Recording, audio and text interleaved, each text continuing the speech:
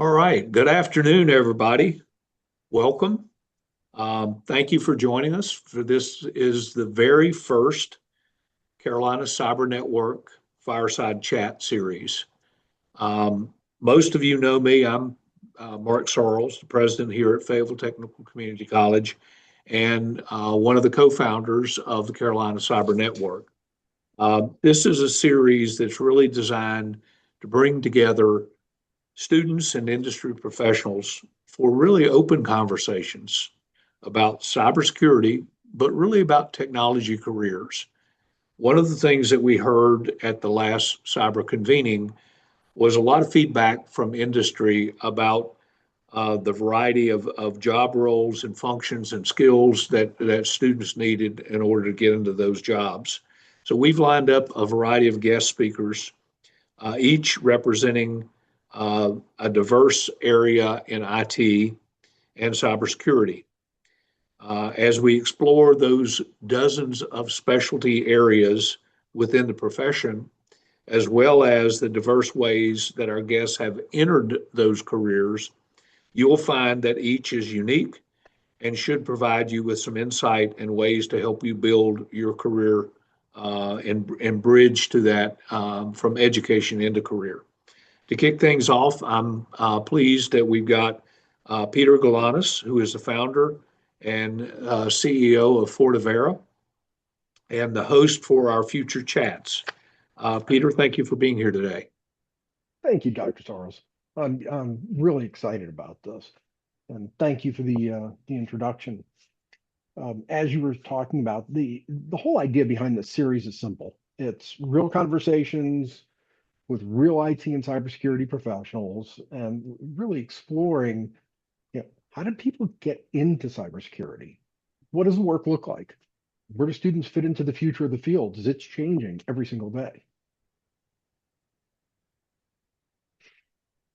Great. So, Peter, let's start off with what you're doing today. Tell us about your role in Fortavera. You're the founder of Fortavera. Talk a little bit about that. Sure. So, Fortavera is a unique company. We're a startup. We've only been around a couple of years, and our mission is to bridge enterprise level tools and capabilities and the know-how of the enterprise to small and mid-sized businesses. What we found is that there's a huge gap, and I'll get into this a little bit later, but there's a gap between the levels of expertise and what we're seeing coming into the industry. And so what we're able to do is we're able to actually help our clients cut costs, reduce downtime, improve efficiencies, and at the whole time, improving security. So our goal is to provide that strong technology and cybersecurity, make it accessible for every business, regardless of size. The focus is to incorporate fundamental security into the offerings at no additional cost. So figure it as it's table stakes. It has to be there. Things that as an industry we should be doing just as a matter of fact. And this is helpful not only for our clients, but the communities, and to be very candid with you, national defense, if you think about just the size and scope that we cover. So, while we do offer additional services, baseline, absolutes are that non-negotiables that we provide with the baseline IT services. The other thing that I do is I spend a lot of time mentoring and working with future and IT and cybersecurity professionals, volunteering my time and expertise, and just the years that I've got with this, really helping the next generation, because frankly, we are in an industry that's growing, especially as things change with AI, with the advent of all the different things that are happening at the socio and political levels. So kind of busy every now and then. So you've had a real fascinating career. That journey's taken you. You're a veteran, but you've been in the private sector, and now you're an entrepreneur. And that has been in cybersecurity and other disciplines as well. Can you talk a little bit about that journey and how that came about? Yeah, I can. Yeah, you're right. I spent several years, actually almost 2 decades in the military. And I started nowhere near computers. As a matter of fact, when I started, there were computers, but everything was on the periphery, nothing where I was. After an injury, I found myself reclassified and went into military intelligence and was classified as a Russian intelligence analyst. And at the time, what I found was that it was interesting, but the systems that I was working on were more interesting. The intelligence data was there, but at the end, just the logic structure and the flow of the systems that I was working on. At that time, it was early Unix systems. I found that I had an affinity for it. And through several missteps and luck, a lot of luck, a lot of timing, I became an SA, a DBA, and a cyber specialist.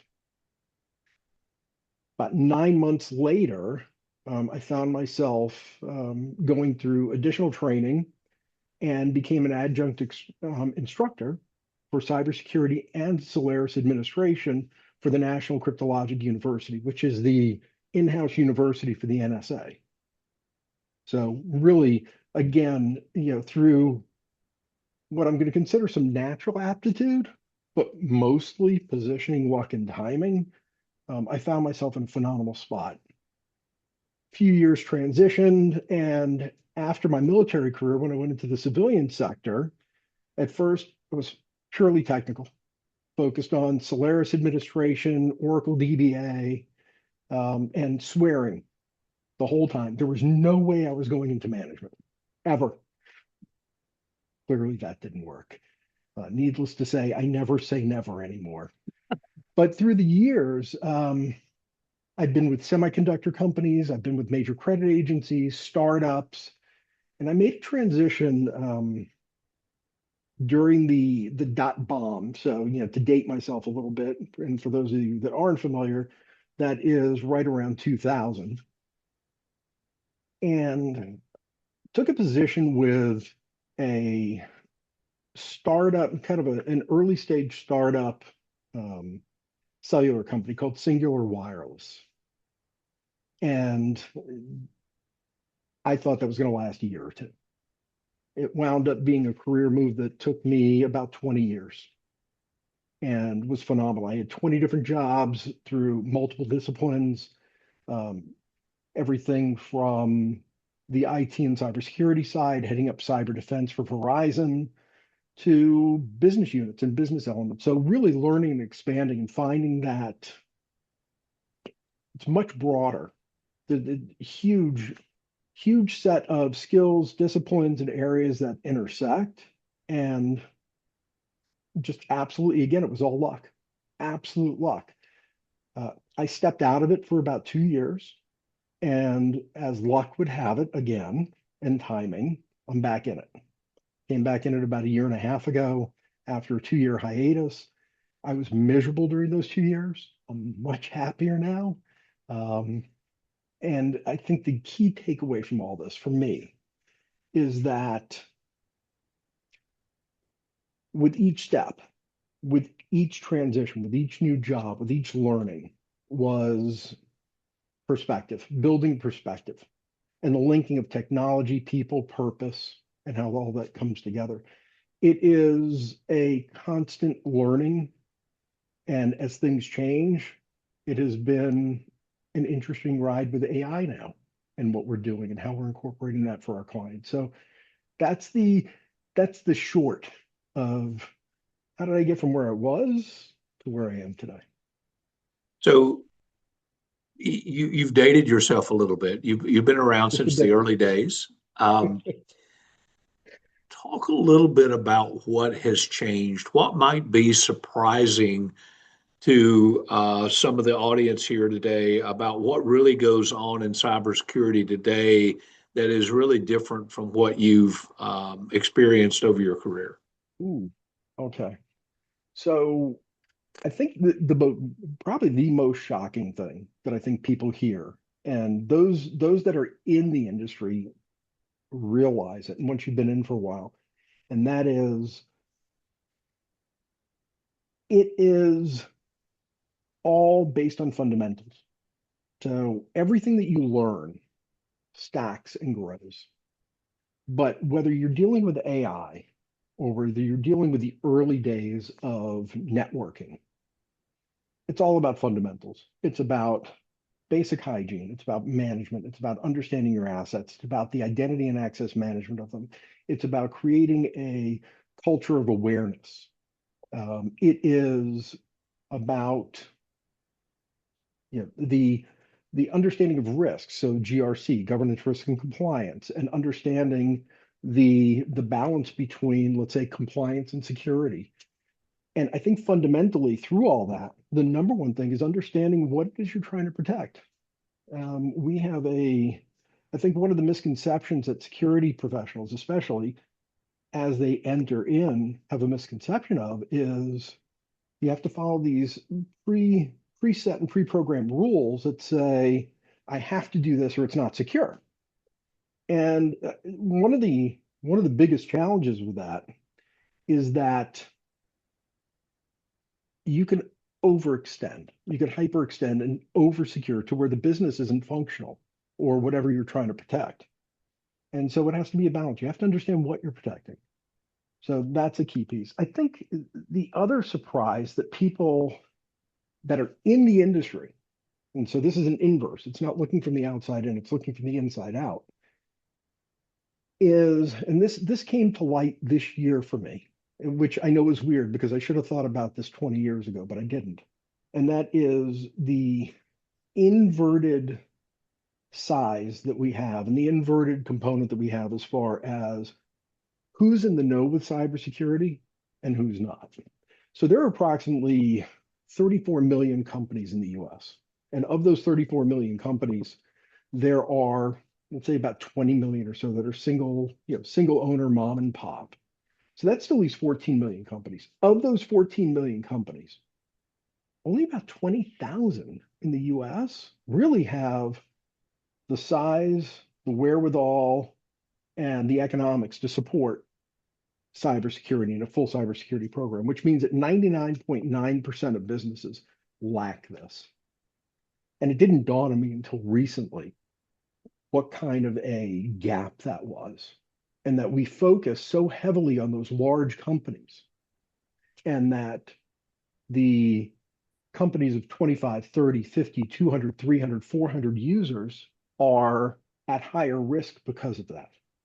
And they comprise 47% of the GDP.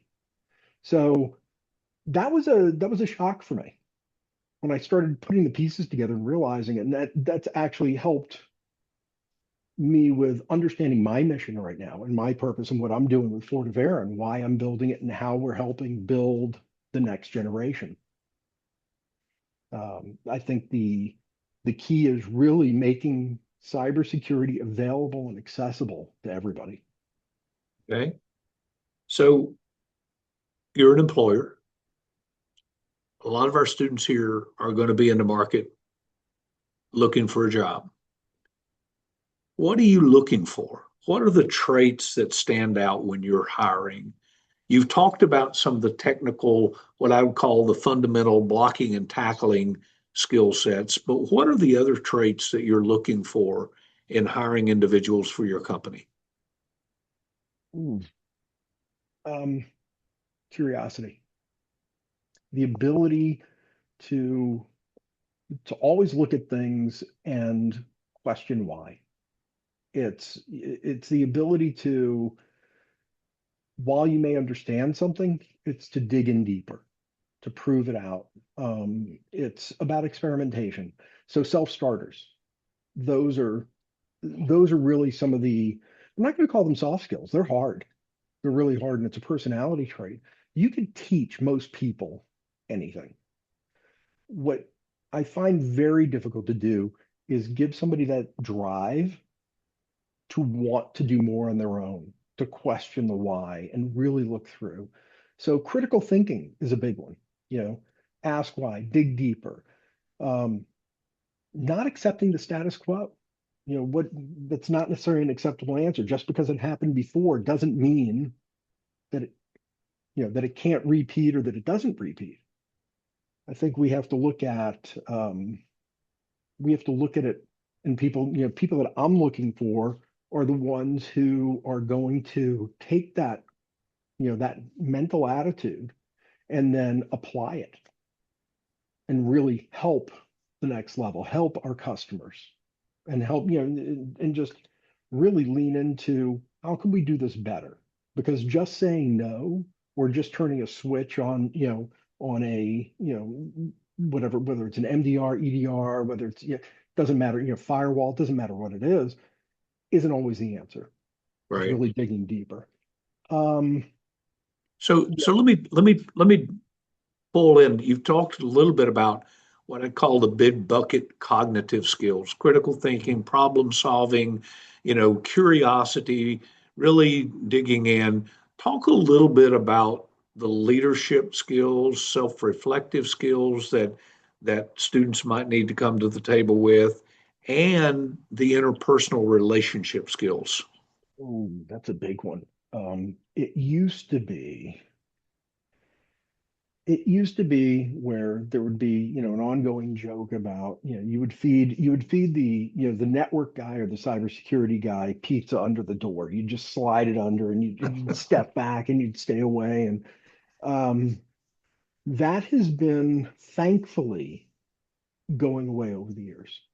Um, as I mentioned a moment ago, understanding the business and having the business acumen is critical. It is one of those skills that I think, it aligns with the interpersonal. How do you deal with people? How do you talk? How do you, one of the old, running jokes is, when talking to the cybersecurity guy at any company, it would be, well, what's the first thing that they say? And the answer is no. And then you ask your question, and then it's no again. Uh, and so what winds up happening is that, invariably they do an end around. I mean, hopefully a lot of the people on this call have heard of shadow IT. And shadow IT came about in part because of CIOs years ago saying no. And then the CIOs became actually an important part of the business. And if you think back to, let's say circa 2010, CIOs didn't have a seat at the table. They weren't part of the board until they started learning that their piece of it and what they did actually made companies money. And so now there was a reason to include them. Cybersecurity, as it was coming up on the heels of that, hadn't learned that initially. And I think what we're seeing is we're now seeing this change in that there's an understanding of business acumen, there's interpersonal skills. So understanding it's not just no, it's how can we help? It should be yes and really leaning into how do you get early into a project life cycle? How do you get early into a request so that you don't get an end around, so that people don't try sneaking through and putting shadow IT in, and instead want to work with you to make something more secure. We've gotten to a point, I think, in given everything that's in the news all the time, about a breach, hacks, phishing schemes, etc. People are more aware of it, but they've also become desensitized to it.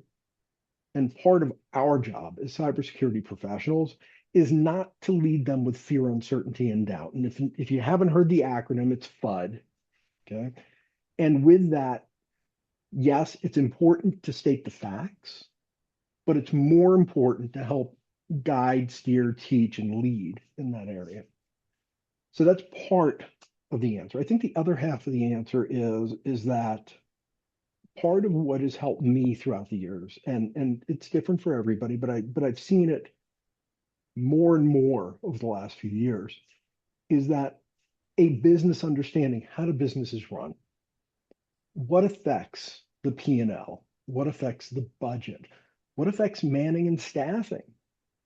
You have to know that, not just as a leader, but one of the biggest complaints that you hear, through all the ranks is, oh, I could have done that better. I don't understand why they made this decision.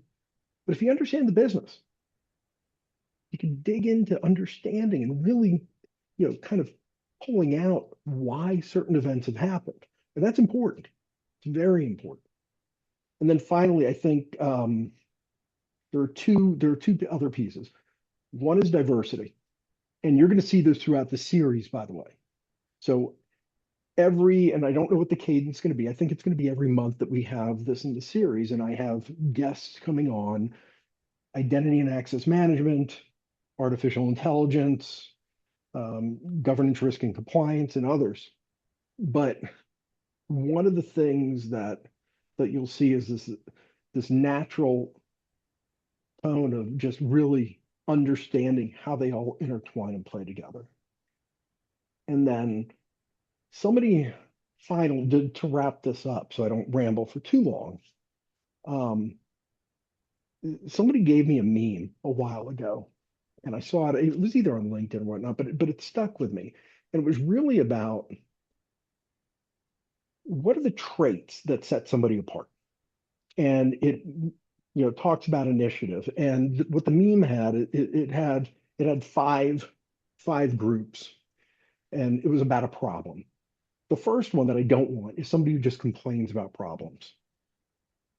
The second one that I don't want is somebody who notices and says, hey, there's a problem. Start to get to the third, where you find somebody who notices a problem and offers a solution, and that's okay. Then you get to the fourth and fifth tier that really I'm looking for, and that's somebody who notices a problem, has solutions, and helps resolve them. And then the top tier, the one that is absolutely the best, is somebody who notices it, fixes it, and then tells you what they did to fix it after it's already resolved. Because that's initiative, it's showing it, it's not complaining, it's about leaning into the problem and resolving it. And that's leadership. Yeah, so to kind of summarize, you talked a little bit about understanding the business model, understanding the language of the business, and being able to talk to the administrative staff about the impact of the work on the bottom line, return on investment from making these changes and fundamental investments in the business. So that's critically important. And the other thing I heard you talk a lot about was really taking the initiative and being responsible for when you see something that you're solutions oriented. You're not coming up with the problem, but you're saying, I recognize the problem, here's a solution, and I've put it into place and it's working. So taking the initiative to do those things. Are there other, and you talked about, you mentioned soft skills. I don't like to call them soft skills either. I call them, they're the hardest skills to teach. And what I tell students often is, if you show up and you don't have those skills, you probably aren't going to get hired.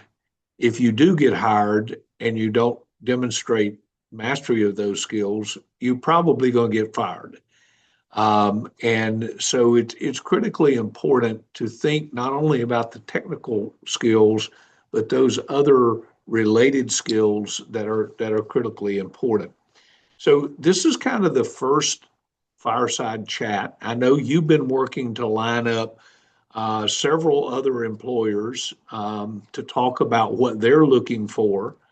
And in looking at that, tell students what they can look forward to in future conversations and future guests that'll be on the CCN Fireside Chats. Absolutely. Um, the very first one that I've lined up for January is the person who heads up artificial intelligence security for Verizon. So if you think about breadth, scope, size, and how critical that is at the level of a telco, we're talking Fortune 20. Very interesting information there. So I have him lined up. I have threat intelligence and leads and specials, people who have spent years digging into threat intel for government agencies, large agencies, and really digging in and understanding all the different players, whether it's nation state or cyber criminals or others that are out there. We have insider threat specialists who are working for banks. So again, another, part of what I am trying to curate throughout all of this are the various disciplines within cybersecurity, but at levels and differentiators in places where they really are at their peak. So if you think about insider threat for banks, absolutely critical. Identity and access management, those that are much broader. So really specialists in that area. Believe it or not, sales. I have a couple of salespeople that'll be on here, and you go, well, why would I have salespeople on here? Why is that important? Because you know what? Not everybody going through the program is always going to be in a technical position. And we need salespeople, we need sales engineers, we need people who are supporting and selling it and understanding the products and working with other teams on it. So very, very broad as far as who we're going to have on.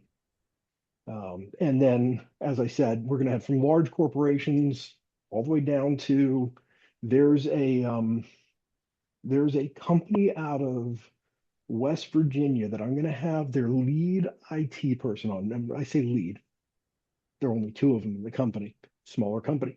It is probably the best run company that I've ever worked with. They're a small company that's only got about 400 users. They are on top of it. I don't care if it's a large corporation or not, I've never seen one run this well with only two people. It's amazing. Fantastic. But it gives insight.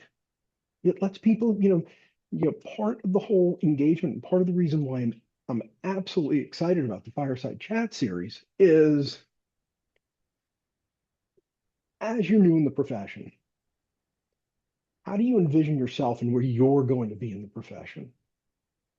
There are disciplines, there are areas, there are company sizes, there are locations. And as you're starting, it's rough. It's hard to think about where do I fit in this ecosystem and where am I going to go in the ecosystem? And what we're trying to provide is a little bit of insight. So people could say, you know what, that sounds really cool. I want to investigate that. Or I didn't even know that existed. And really start looking at that and providing that back because the people on this call are the future of this industry.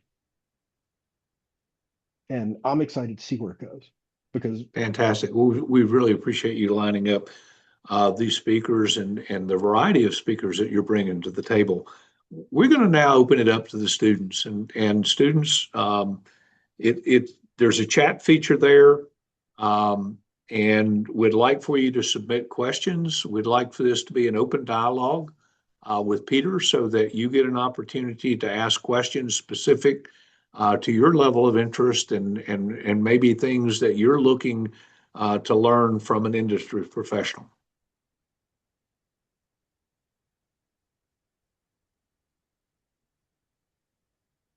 let's see what we have coming in.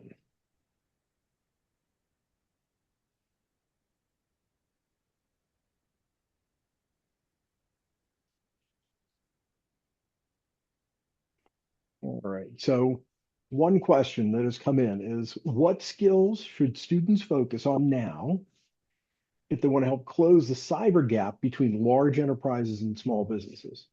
That's a great question. And it's a tough one to answer, to be very honest with you. So one of the things, and I mentioned this earlier, fundamentals. It's really understanding the basics and being able to leverage that. When I talk about fundamentals, I'm talking about, the basics of identity and access management, authentication, authorization.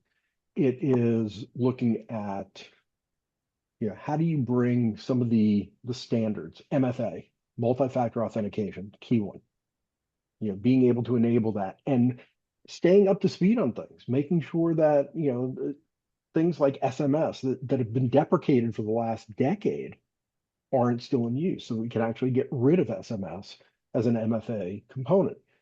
Yeah, I think it's really about staying on top of the industry, constantly learning, and again, getting back to being inquisitive and working through it. You don't have to be a big business to manage things appropriately. So we got another question here. What's the best place or position to develop those soft skills? Ooh, get off your phone. Interact. I would totally agree. Yeah. This is not going to help you. No, no, not at all. Matter of fact, so what was it, about 7, 8 weeks ago, the convening in Yes, it, last of so September. last September, at the convening, one of the things that I noticed that was common is the students that were there were interacting with the tables, with the employees, et cetera, and very few would interact with themselves and didn't, and very frankly, didn't work together.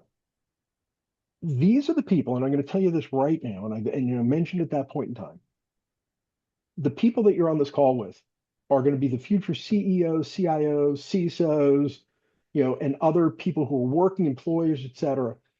These are the people you need to start knowing now. Grow through your career with them. It means putting the phone down. It means talking about things, debating things. You don't have to be in alignment. Learn, learn the great and lost art of debate. Because if you could present your point efficiently, whether it's in cybersecurity or otherwise, it's going to help you. So those are some of the skills that I would recommend. So the other thing I would just offer up is if you're a student at a community college, I would look in to some of your communication courses because I know here at Fayetteville Tech, I just sat in on a communication class on Monday. They talked about some of the interpersonal relationship skills and the importance of those. And I will tell you, in my career, I was in philanthropy for 18 years, and the people I got to know all across the state of North Carolina, those connections, both at the General Assembly, at other universities, community colleges, are paying huge dividends for me in the role that I'm playing in the college at this point. So the more interaction you can have, the better. We've got another question here from a student that talks about, let me see if I can get back to it, about can a student in any computer science degree work in cybersecurity? Absolutely. Absolutely. The look, cybersecurity only exists because of IT. If IT didn't exist and there weren't the fundamentals and the foundations of what IT has, then cybersecurity would be non-existent. Um, so getting into it through the IT path actually makes a lot of sense. And to be very candid with you, understanding the IT elements actually, I think, positions you better in understanding the hows and whys of securing. So I think I don't think it requires a strict cybersecurity discipline or even a cybersecurity job to get your foot in the door. Look, the job market's tough. It is extraordinarily tough. My recommendation is find a company you like. You may not like the entry position. You may wind up being a system administrator. You may wind up being a DBA. You may wind up doing many things, an analyst. But get into companies that you like, get into things that show growth potential. And when you talk to the hiring manager, say, hey, look, I want companies want you to stay. They don't want to see people go. If you're upfront and honest, say, look, I can do this position, I like this position. However, here's what I want to grow to. That's going to give them a little bit of insight to you where you want to be and help you. And it's going to tell them that you're willing to be there for a long time, which makes a world of difference. Yeah, and I would just add having a growth mindset is critically important, but also communicating what it is you need to get to that next level. This is where I need help. These are the things I need to grow to. And in speaking of that, what are some of the certifications that are most relevant for students that are starting out? Ooh, There are so many right now, and it depends on the areas that you want to be in. Um, the I can go through the alphabet soup of certifications. I think the number one focus is figuring out what your primary interest is. There are, there are SAN certifications, there's, ISC, you can go through the list of them. I think the key, I don't think any one of them in particular is going to be better than another if you don't have a plan. So if you don't know where you want to be or what you have an interest in, just getting certifications, it's good, but it's not as good as saying, I'm going to focus on these areas because this is the job I want, or this is the company that I want to go to, or this is the career trajectory that I want to have. So I'm not going to list any specific ones. I think it really depends on what your desire is. They're all good, they're all recognized. It's just a matter of understanding where you want to be. So one of the things I would just mention is, and you alluded to it, is first find out the company or companies that you'd like to work for and what's most important to them. For those of you that are aware of the internship program that we've got with the Department of Information Technology, Secretary Piccioni has actually listed out the certifications that they prioritize, and she's put experience levels. If you have this certification, we will recognize that as 6 months worth of experience or a year's worth of experience. So those things are critically important. Another question that came up is, about work experience. What are some preferred experiences that may help them get into the job market? What are some things they can do to get recognized and have that level of experience when a lot of these entry level jobs are saying you need 3 to 5 years of experience for an entry level job? Yeah, that one's tough. And I think that's where this program is phenomenal and why I'm spending a lot of time with it is the internship programs. That's number one. Make sure that you're signing up for the internship programs. They are providing real world experience, visibility, and it's like, Secretary Piccioni was saying, and you know, they're listing out what you need and what the equivalent timeframes, the matching timeframes are for certain certifications. Uh, Other areas to get in and get experience. One is hands-on. Others volunteering. Believe it or not, volunteering at local, you're learning skills right now. Volunteering your time on weekends with small businesses or things in your community and helping set up, Wi-Fi, and don't think big at this point. Think, what are some things that I could be getting my hands on and working on? Helping local businesses with setting up Wi-Fi, making sure that their systems are patched. Guess what? You're working, volunteer or not, for a business. That's experience. You could tie that in. It's about how you're presenting that to prospective employers. You may not have been hired by a company to do it, but it's still experience. The other is what I mentioned earlier, which is you may want to get in as I'm going to say SOC analyst, right? Or maybe in forensics. You may not have the experience for that, but you may have experience for one of the IT positions that opens up. That's going to give you that. And having that growth mindset, as Dr. Sorells had mentioned, I think is critical. So another question that came up from Maria is, does age matter if you have the skills? Does age matter? In what way? I mean, certainly you hear of ageism, right? There are, but um, if you could clarify a little bit more, because I don't think it comes up that often. So Maria, if you wanted to unmute yourself and clarify that question, we would welcome some additional comment on that.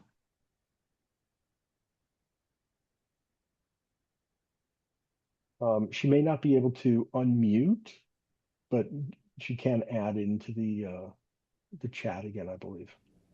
Okay, I'm able to unmute. Oh, perfect. Someone did that for me. Thank you. Well, I'm a little older. I'm a computer science teacher, and I love Linux and I love Python. Mhm. And I think I'm pretty good at it, but I'm also a little long in the tooth. You know, the old saying that they talk about if you're a little older. But if I can do the job well, what are my chances at the age of 54 of getting a job in IT if I've been a teacher all my life? Um, I've got to be careful answering this one because I can't answer for everybody. So I'm going to answer for myself and how I look at it. I think it really gets back to what you're applying for and where.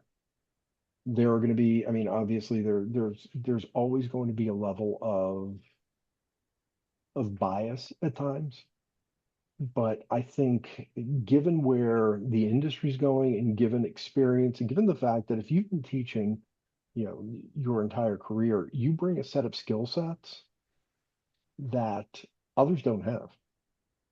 Your ability to not just manage or administer something, but also being able to teach it, relay it, et cetera, are key. If it were me and I were in your position, part of what I would personally be looking for is I would be looking for technology companies that are looking for people with teaching skills who have experience, especially and adult, adults are much harder to teach than children in many respects. And most companies now have education programs, whether it's for their own product or whether it's as people are coming into, larger companies.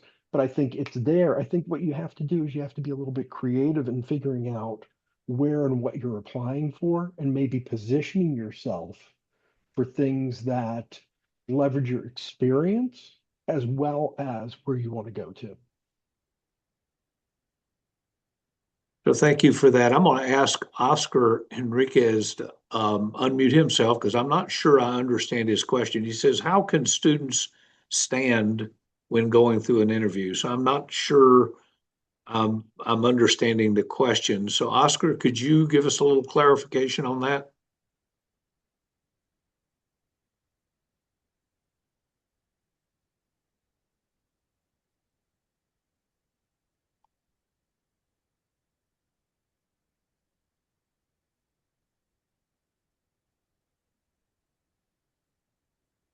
Sorry, I meant how can people stand out in interviews, you know?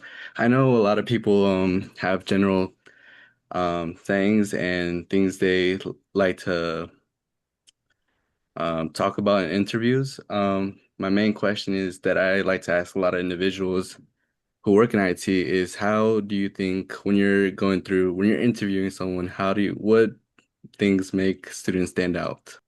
Got it. Okay. One thing that stands out, and we've talked about this a little bit, are interpersonal skills.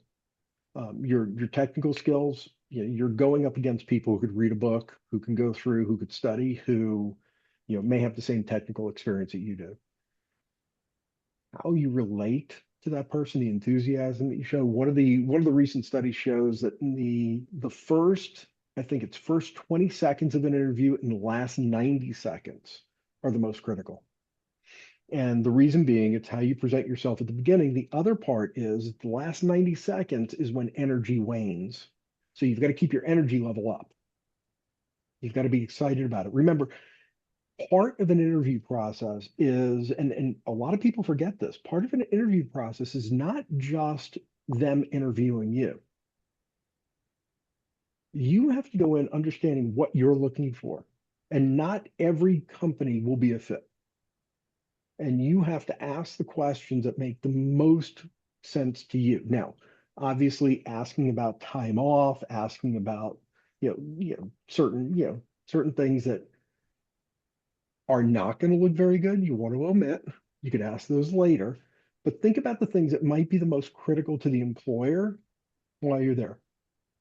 What will make What will make you successful in the first year of employment? That is always a good, good thing to ask. What will make this successful? That's number one. Another key standout feature when talking is putting yourself in the position of already being there. It's a mental attitude, it's a mental shift. But what you've done when you do that is when you're talking, you're presenting it in current terms as part of a team. It makes a difference in how you present it. It makes a difference in how it's perceived. Because technically, you may have a room of people that are all technically equal. You have to stand out in other ways. And that's that interpersonal.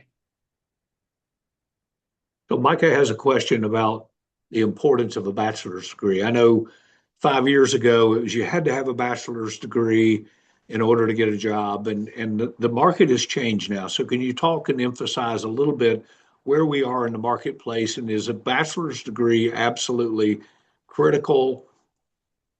Where does that lay?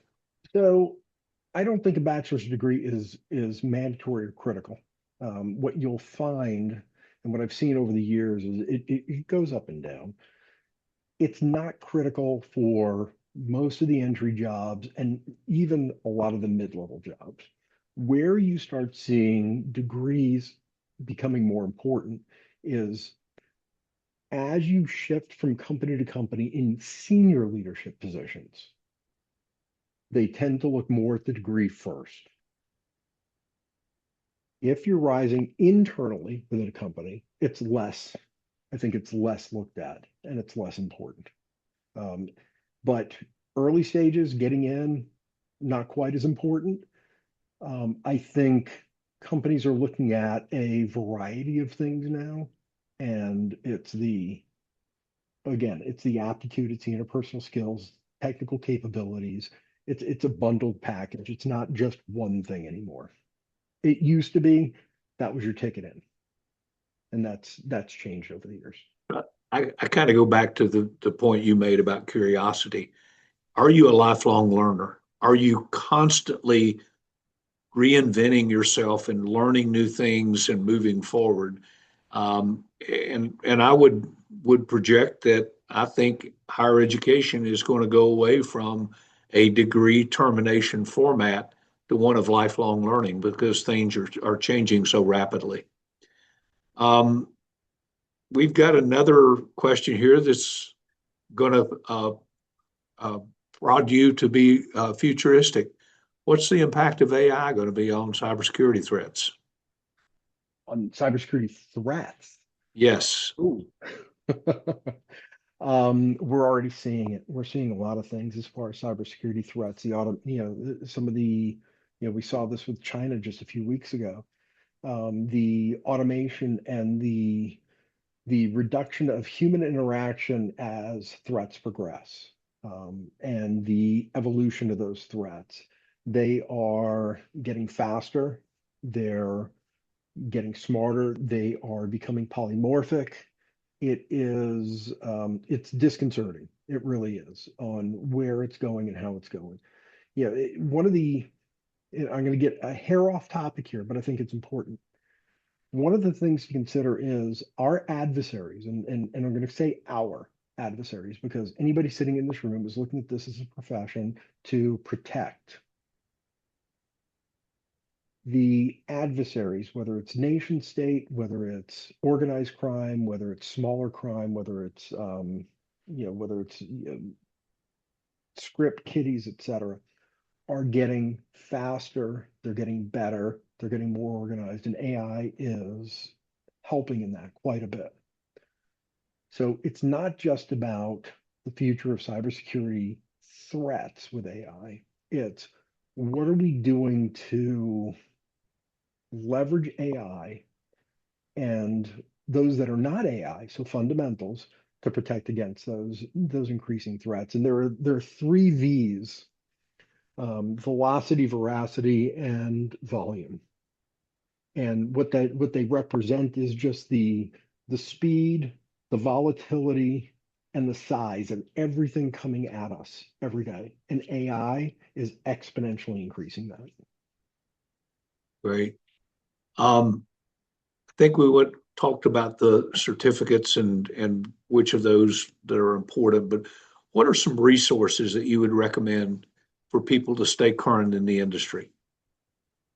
Ooh, okay. So on a, well, I'll tell you what I do on a daily basis. I am hooked into maybe a dozen feeds. I'm in LinkedIn, so I get those. I get feeds from that. There are plenty of open source data feeds, information feeds.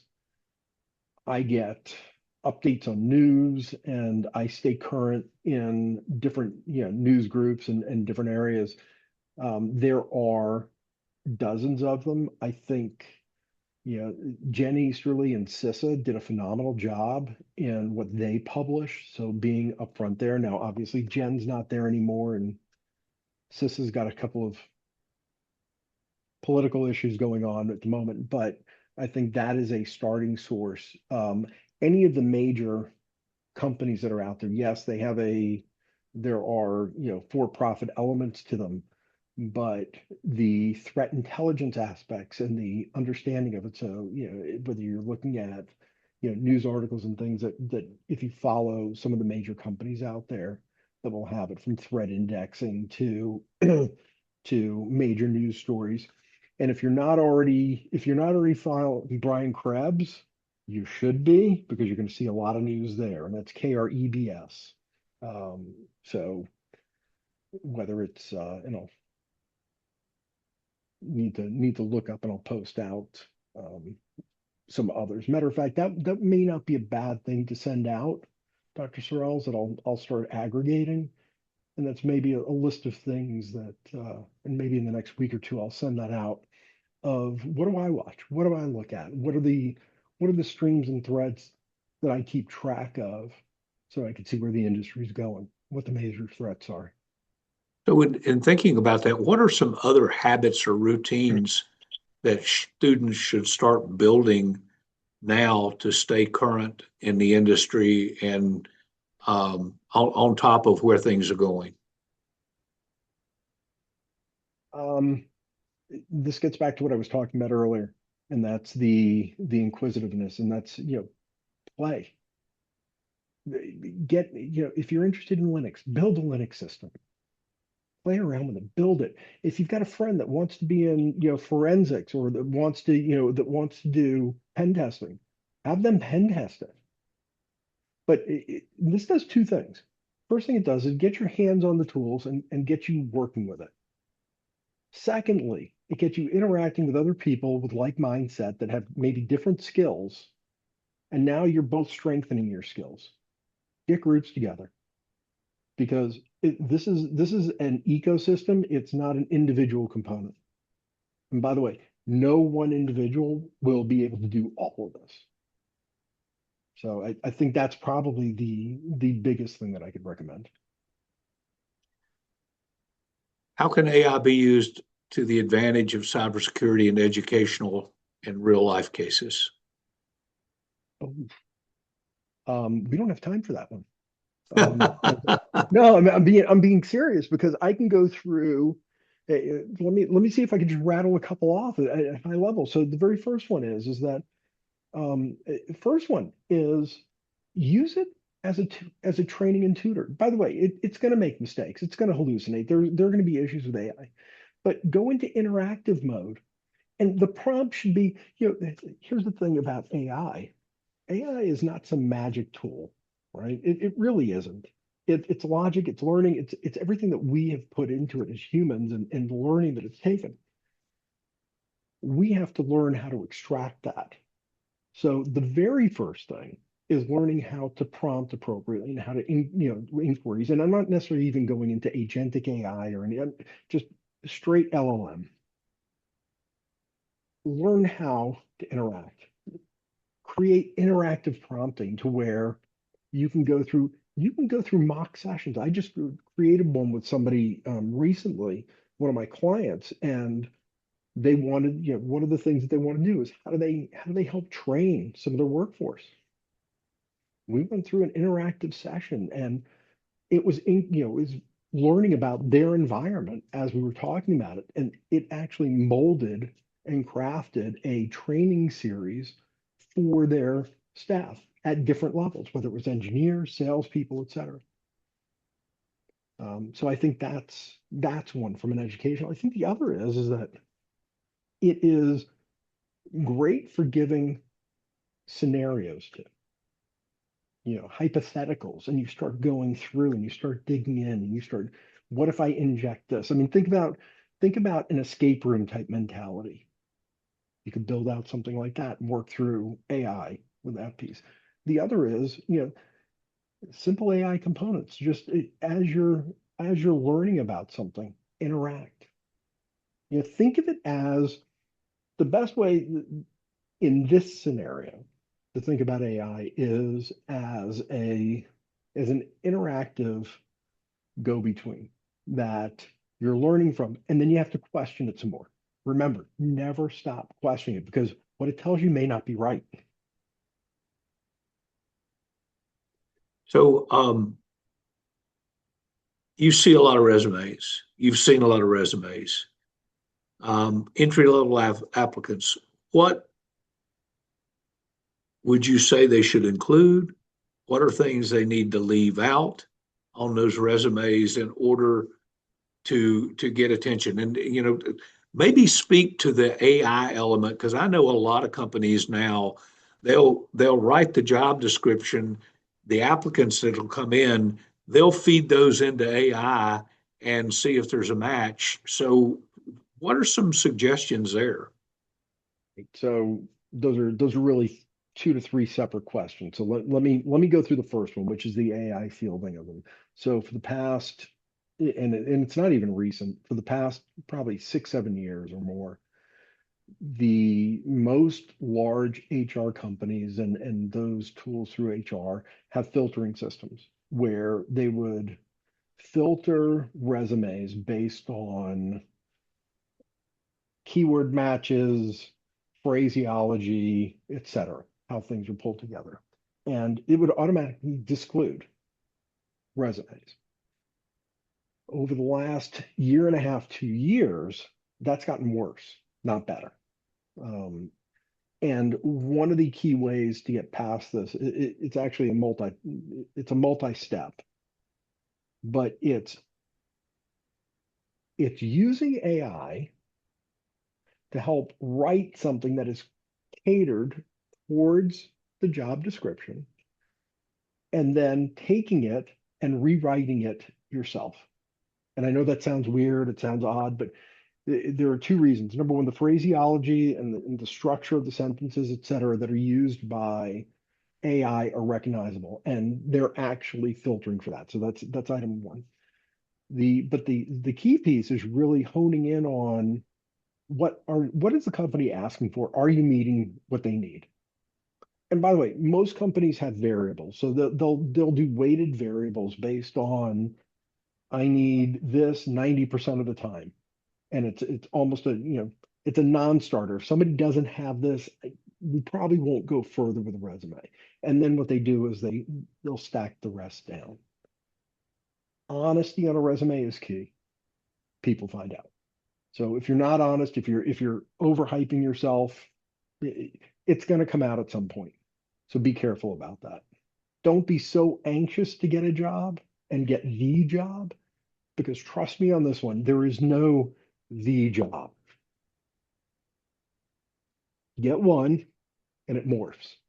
And it's not necessarily what the job description said, but to help present that, I think that's a key thing, understanding and really mapping it to what they're asking for. Now, what should be included, what should not be included? I'll give you some of my pet peeves first.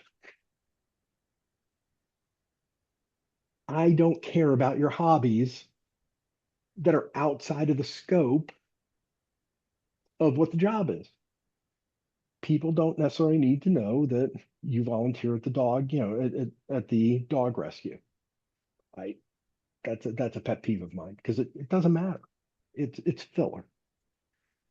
Saying references available upon request. That's a pet peeve as well. And I know this one's a minor one, but it's a pet peeve because if you don't provide references, you're probably not going to get the position. So I know that they're going to be available upon request. But what should you add? So first thing, don't tell me things that you did. Give me measurable outcomes. So it's more about quantifying and qualifying what you did than just listing out, I was a systems administrator. It's, I, here's an example. I reduced average downtime by 50% for these servers. Or I was able to save the company X amount of dollars because of X, Y, and Z. Now, early in your career, you're going to have less of those. And I recognize that. And employers recognize that.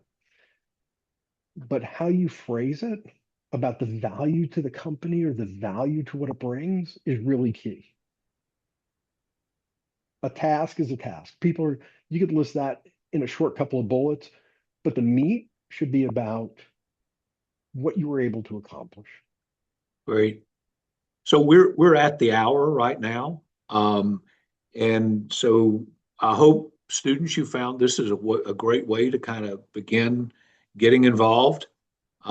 Students, we're looking to you to help us shape the future of cybersecurity and shape the series of work that we're doing here with engagement with employers. So Peter, thank you for joining us. Thank you for sharing your journey. To all the cyber security network students, thank you for being part of this first fireside chat. Stay curious, stay engaged, and stay connected. We'll see you next time, and I believe we've got another one coming up in January. We do. And one thing that I will say is, and I can guarantee this, every single person that's going to be on as a guest, is going to be far, far better than I am. They are truly interesting. They're engaging. Matter of fact, I'm meeting with one of them tonight, and they're excited to do this. Well, thank you for being our first guest speaker, and I know we're going to change seats. You're going to be the moderator next time. So thank you again for your time today. Thank you, students, for joining us. Y'all have a great holiday. Merry Christmas to you in advance, and work hard. It's Thank the you, end of the Dr. Sorrell. semester. Finish hard. Bye-bye. Absolutely. Thank you. Take care, everybody.